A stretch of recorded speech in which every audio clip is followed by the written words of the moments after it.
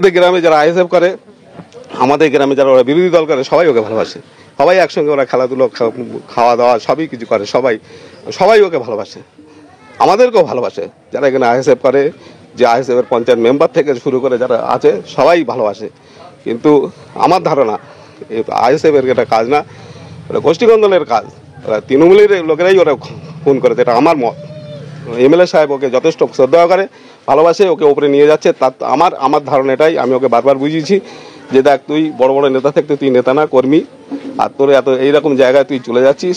তোর নিজের দলের লোক আমাকে বলেছে তোর শত্রুতা বেড়ে যাচ্ছে, নিজের দলের তোর শত্রুতা আছে। আমি ওকে বারবার বুঝিয়েছি, কিন্তু ও মানতে চায়নি যে এরকম ধরনের। ও সাদা সরল মনের লোক। ও কোনো সময় ও এটা ভাবতো না যে ওর জন্য সবাই আমার আপন।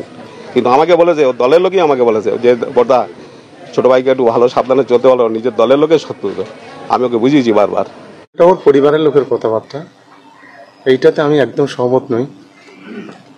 কারণ ও যেভাবে কাজ করছিল, তাতে করে দলের ভিতরে সেই ধরনের, আর এই মুহূর্তে ভাঙড়ে আমাদের এখানকার গোষ্ঠীদ্বন্দ্ব নেই, এটা খুবই বাস্তব। এটা খুব দায়িত্ব নিয়ে বলতে পারি যে ভাঙড় তৃণমূল কংগ্রেস ঐক্যবদ্ধভাবে চলছে। এইটাতে কোনো বাস্তবতা আছে কিনা সেটা তদন্ত প্রক্রিয়া এগিয়ে চলেছে, সময় কথা বলবে।